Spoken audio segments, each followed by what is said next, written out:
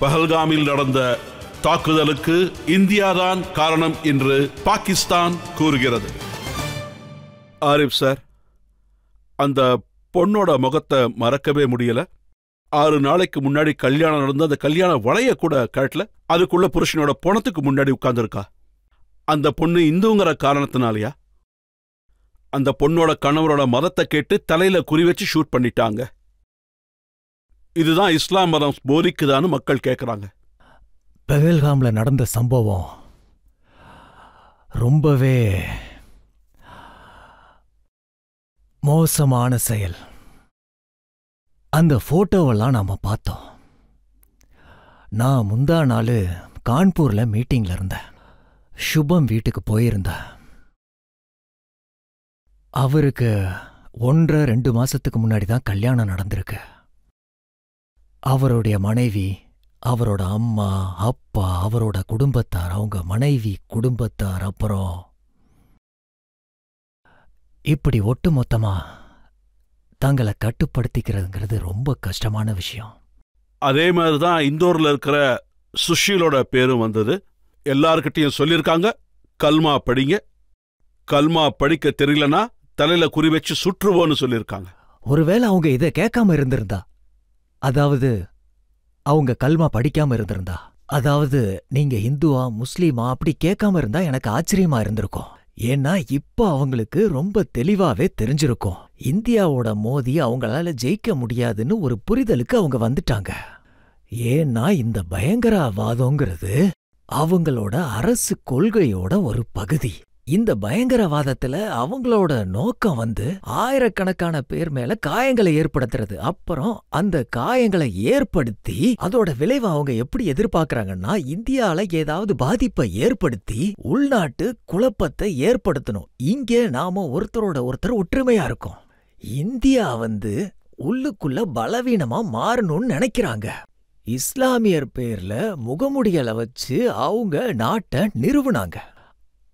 அதுவும் அவங்களால 25 வருஷம் கூட ஒன்னா இருக்க முடியல. இந்த பாகிஸ்தானோட பார்வையானது, இது அவங்களோட தோல்வியா இல்ல மதத்தோட தோல்வியா? இந்த கேள்வியை அடிக்கடி எனக்குள்ளேயே நான் கேட்டுக்குவேன். அங்க அவங்க நாட்டோட பாதி பகுதியை மட்டும் இழக்கல. 90,000க்கு மேற்பட்ட பாகிஸ்தானியர்களை நாம சிறைப்பிடிச்சு கூட்டிட்டு அவங்கள சிம்லா அக்கார்டுக்கு அப்புறம் நாம விடுவிச்சிட்டோம். 1988ல ஜெனரல் ஜியோல் ஹக்லே, இவங்களுக்கு பாகிஸ்தான்ல ஆபீசர்ஸ் ட்ரெய்னிங் அகாடமி இருக்கு. அங்க ஜெனரல்ஸ் ஆபீசர்ஸ் முன்னாடி ஒரு பெரிய உரை நிகழ்த்தினாங்க 1988ல. அங்க அவர் என்ன சொன்னார்னா, இதுவரைக்கும் நாம பாரம்பரியமாக சண்டை மூலமாக நம்மளோட எண்ணங்களை நிறைவேற்றதுல நாம தோல்வி அடைஞ்சிட்டோம். இப்போ நம்மளோட ஸ்ட்ராட்டஜியை மாத்தி ஆகணும். அப்புறம் நான் உங்களுக்கு இது இன்டர்நெட்ல அவைலபிளா தான் இருக்கு. நியோ லக்வி ஸ்பீச்சை நீங்க பார்க்கலாம். அவர் என்ன சொன்னார்னா, இனிமே நாம சண்டை போடக்கூடாது. இப்போ நம்ம இந்தியா மேல ஆயிரக்கணக்கான we have to inflict 1000 wounds, நாம ஆயிரக்கணக்கான இடங்கள்ல இருந்து இந்தியாவை காயப்படுத்தணும். அப்பதான் இந்தியால ப்ளீடிங் ஆரம்பிக்கும். அதுக்கப்புறம் இந்தியா பலவீனமாக ஆரம்பிக்கும்னு சொன்னாங்க. இந்த தடவை நடந்த சம்பவம் அது மக்களோட மனசை நுறுக்கிடுச்சு. எந்த அளவுக்கு வேதனைன்னா, 26 பேர் உயிரை தியாகம் பண்ணியிருக்காங்க. கிட்டத்தட்ட 16 பேரோட பேண்ட்டை கழட்டி அவங்க முஸ்லீமானு எல்லாரையும் செக் பண்ணி இருக்காங்க. ஆமா, உண்மைதான். அதுல எந்த விதமான மாற்றமும் கிடையாது. நான் முன்னாடியே சொன்னேன், அவங்க அந்த மாதிரி செயல்களை செய்யக்கூடியவங்க தான். அதாவது இந்த நாட்டை பத்தி மௌலானா ஆசாத் ஒரு வார்த்தை சொல்லியிருக்காரு. அவரு இந்தியா பிரிவினைய பத்தி எதிர்க்கும்போது ஒரு வார்த்தை சொல்லியிருக்காரு. நல்லா ஞாபகம் வச்சுக்கங்க. எந்த ஒரு விஷயமும் வெறுப்ப அடிப்படையா வச்சிருந்தா நீ வெறுப்ப பரப்பி பாகிஸ்தானை உருவாக்க நினைக்கிற. வெறுப்பு நீடிக்கிற வரைக்கும் தான் அப்படிப்பட்ட நாடு நீடிக்கும்னு சொன்னாரு. என்னைக்கு அந்த வெறுப்பு முடிவடையுதோ அந்த நாடு முடிஞ்சிரும்னு சொன்னாரு. 6 நாளைக்கு முன்னாடி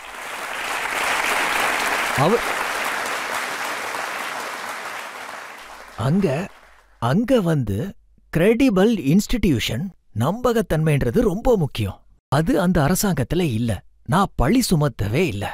யார கேட்டாலும் சொல்லுவாங்க, அங்க ஆர்மியை தவிர வேற எந்த கிரெடிபிள் இன்ஸ்டிடியூஷனுமே இல்ல. அதோட ஆர்மியோட நம்பகத்தன்மை, அவங்க கிரெடிபிலிட்டி, அந்த இன்ஸ்டிடியூஷன் எதுக்கு இருக்கு? ஏன்னா அவங்க மக்களோட மனசுல ஆழமா பதிச்சுட்டாங்க, இந்தியாவால உங்களுக்கு ஆபத்து இருக்குன்னு. இன்றைய தேதியில கொஞ்சம் நல்லா யோசிச்சு பாருங்க. 25 வருஷத்துக்குள்ள ட்ரூ நேஷன் தியரி அவங்க 2 தேசத்தோட கோட்பாடுகளை நமக்கு கொடுத்தாங்க. அது ஃபெயிலியர் ஆயிருச்சு. பங்களாதேஷ் தனியா பிரிஞ்சிருச்சு. ஆனா எப்பேற்பட்ட வெக்கக்கேடான விஷயம். இப்பதான் ஒரு 20 நாள் இருக்கும், ஒரு மாசம் இருக்கும். இந்த இன்சிடென்ட் நடக்கிறதுக்கு 6 நாளைக்கு முன்னாடி ஜெனரல் முனீர் 6 நாளைக்கு முன்னாடி.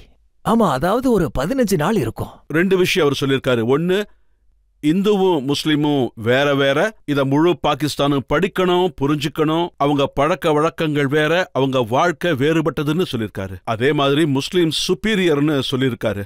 2 விஷயம் இருக்கு. வெக்கக்கேடு, கேடுகெட்டத்தனம், இதுக்கு ஒரு எல்லையே இல்ல. 25 வருஷத்துல தோல்வி அடைஞ்ச ஒரு தியரி, அது இன்னைக்கு 75 வருஷத்துக்கு மேல கடந்து போனதுக்கு அப்புறம் இப்ப அதே வாய் சொல்லுது. அதாவது 45, 46ல சொன்னது. இன்னொரு விஷயம், அவர் என்ன சொல்லியிருக்காருன்னா, 2 மாநிலங்கள் மட்டும்தான் இருக்கு. கல்மாவின் அடிப்படையில கட்டப்பட்டிருக்கு. இப்ப எல்லாரும் சொல்லக்கூடிய இந்த மதீனா. அப்புறம் 2வது பாகிஸ்தான். மாநிலங்கள் 2 சுதேச மாநிலங்கள் உருவாக்கப்பட்டது. நான் உங்களுக்கு நவி அவர்களோட வாழ்க்கையிலிருந்து ஒன்னு சொல்றேன். அவர் சொல்றாரு, மதினாங்கிறது கல்மாங்கிறத கொண்டு அடிப்படையா உருவாக்கப்பட்டது. மக்கால நவி அவர்கள் தங்குறதுக்கே மிகப்பெரிய இடையூறுகளை ஏற்படுத்தி இருக்காங்க. அவ்வளவு கொடுமைகள், கொலை பண்ண முயற்சி பண்ணிருக்காங்க. அவரு மெக்கால இருந்து கிளம்புனதுக்கு அப்புறம் அவரு வெளியில மலைகளின் குகைக்குள்ள போய் ஒளிஞ்சுக்கிட்டாரு. அவங்க பின்னாடியே தேடிக்கிட்டு வராங்க. அவங்க அங்கிருந்து போனது உறுதி செய்யப்பட்டதுக்கு அப்புறம் அவரு வெளியில அவரு பிறந்த இடம், அவரோட சொந்த இடத்துக்கு ஒரு நிம்மதியான பெருமூச்சை விட்டாரு. அதுக்கப்புறம் அவரு, மக்கா மேல எனக்கு எந்த அளவுக்கு அன்பு இருக்குன்னா, மக்கா, இந்த உலகத்திலேயே நான் ரொம்ப நேசிக்கிறது ஒன்ன மட்டும்தான். நான் உன்னை விட்டுட்டு எங்கேயுமே போக விரும்பல. ஆனா உன்னோட இந்த மகன்கள் என்னை இங்க தங்க விடமாட்டேங்கிறாங்கன்னு சொன்னாரு. அவரு கட்டாயத்துல போனாரா இல்ல மாநிலங்களை உருவாக்க போனாரா? நான் உங்ககிட்ட இன்னொரு விஷயம் கேக்குறேன். நீங்க பார்த்த வரைக்கும் ஏதாவது ஒரு மாநிலத்துல, நாம இப்ப ராணுவத்தை பத்தி பேச வேண்டாம், விட்டுருங்க. உலகத்தின் நாடுகள்ல ராணுவம் இல்லாம, காவல்துறை இல்லாம ஏதாவது ஒரு மாநிலம் செயல்பட முடியுமா? அதாவது ஸ்டேட் ஹெட்செக்கர் இல்லாம கருவூலத்தை நடத்த முடியுமா? யாராவது ஏதாவது ஒரு புத்தகத்துல காட்ட முடியுமா அத? அதாவது மதினாவுல நபி அவர்கள் வந்த பிறகு அங்க போலீஸ் ஃபோர்ஸும் இருந்தாங்க. அங்க ஸ்டேட் ஹெட்செக்கர் இருந்ததா யாராவது காட்ட முடியுமா? அத பேத்துல் மால்னு சொல்லுவாங்க. அங்கதான் உபரி பணத்தை வைக்கிற இடம். அதுவோ நபிகளின் இறப்புக்கு அப்புறம், குறைஞ்சது 4-5 வருஷத்துக்கு அப்புறம், 2வது கலீஃபா காலத்துக்கு அப்புறம், கொஞ்சம் பணம் வந்ததுக்கு அப்புறம் இருந்த உபரி பணத்தை முறையா ஒரு இடத்துல வைக்கிறதுக்கு முடிவு பண்ணாங்க. எதை சுதேச அரசுன்னு சொல்லுவாங்க? உங்க வாயில வர வார்த்தைகள் எல்லாம் உபயோகப்படுத்தி, அதாவது ஒரு சத்தம். வரலாற்ற படிக்கவே இல்ல, படிக்காதீங்க. ஆனா உங்களுக்கு தெரியாத ஒரு விஷயத்த இந்த உலகத்துக்கு நீங்க சொல்ல நினைக்காதீங்க.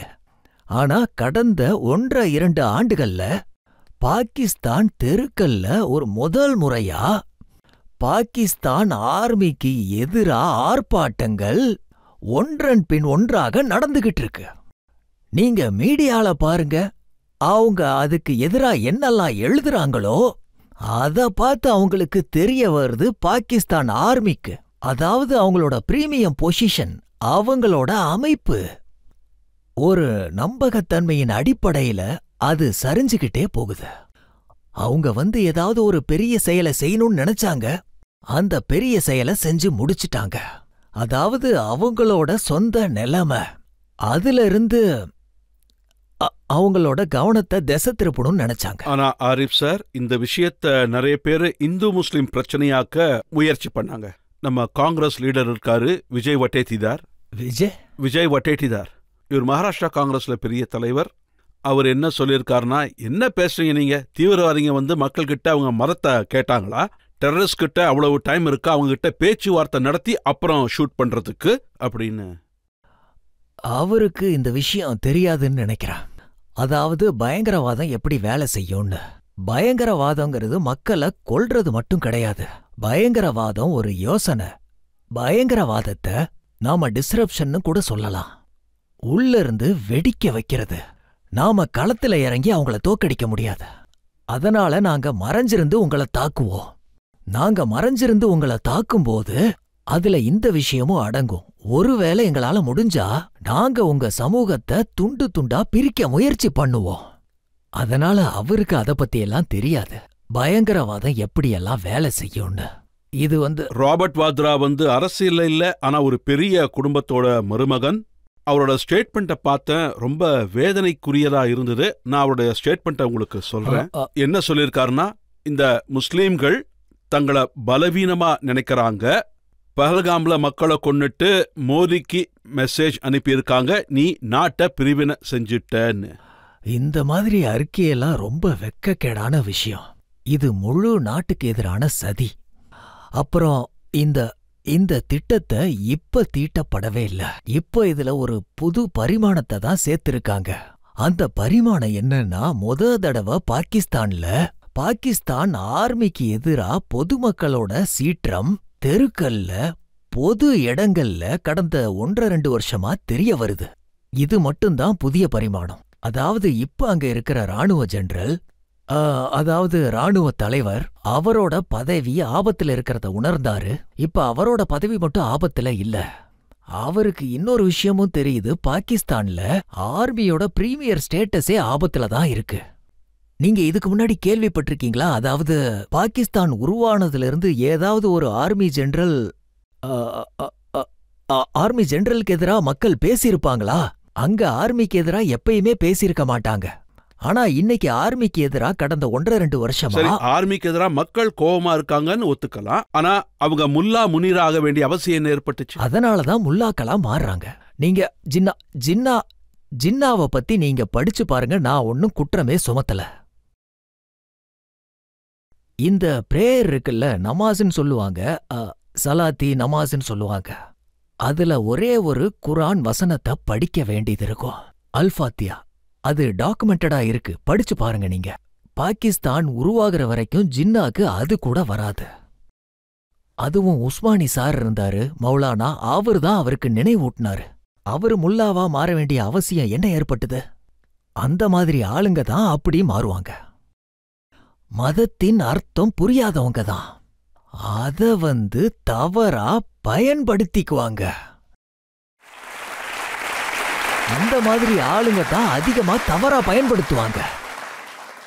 இந்த உலகத்துல எங்கேயாவது ராணுவம், அதாவது ராணுவம் ஜெனரல் ஸ்டோருங்கிறதை அவங்களே நடத்துவாங்க, பிளாட்டையும் அவங்களே கட்டுவாங்க, மாலையும் அவங்களே கட்டுவாங்க, உலகத்துல இருக்கிற எல்லா வேலையும் அவங்களே செய்வாங்க. எதுக்காக சம்பளம் வாங்குறாங்களோ அந்த வேலையை தவிர எல்லாமே செய்வாங்க. இப்ப நான் இன்னொரு விஷயமும் கேள்விப்பட்டேன், அக்ரிகல்ச்சரல் லேண்ட் வாங்கி ராணுவம் இப்ப விவசாயமும் பண்றாங்களா? எல்லா வேலையும் அவங்க தான் பாப்பாங்க. அரசாங்கத்தையும் அவங்க தான் உருவாக்குவாங்க, அதையும் அவங்க தான் நடத்துவாங்க.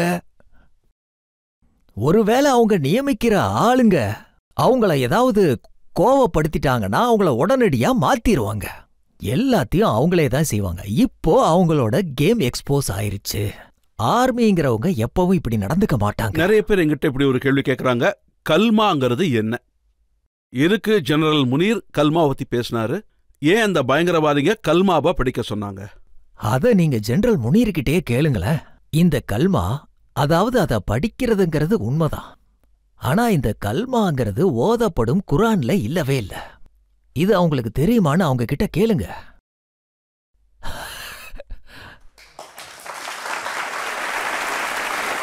அவங்க எதை படிக்க சொல்றாங்களோ அது குர்ஆன்ல இல்ல. அப்ப இது எங்க இருந்து வந்தது? இதுக்கு அர்த்தம் தான் என்ன? இந்த மாதிரி நிறைய விஷயங்கள் வரும். இந்த முத்தலாக் எங்க இருந்து வந்தது? அதாவது இந்த மாதிரி இஸ்லாமியத்துல இஸ்லாம உருவாக்குறது, கலப்பது, மதத்தை அழிக்க நினைக்கிறது இதெல்லாம் ரொம்ப தப்பு. நீங்க என்ன கேட்டா அவங்க செய்யற செயலுக்கு ரொம்ப வெக்கப்படணும். இன்னொரு விதத்துல கூட குர்ஆன்ல இத கணிக்கப்பட்டிருக்கு. குர்ஆன்ல என்ன சொல்லியிருக்குன்னா, அதாவது தங்கள் கைகளால் புத்தகங்களை எழுதுபவர்கள் சபிக்கப்படுவார்கள் என்று அதில் சொல்லப்பட்டிருக்கு. और फिर के फवैलुल लिल्लज़ीना यक्तुबूनल किताबा बिअयदीहिम सुम्मा यक़ूलूना हाज़ा मिन इंदिल्लाह लियश्तरू बिही समनन क़लीला. தங்கள் கைகளால் எழுதுறவங்க வெக்கப்பட வேண்டிய விஷயம். அதுக்கப்புறம் இத அல்லாஹ் சொன்னதுன்னு சொல்லுவாங்க. இததான் மதம்னு சொல்லுவாங்க.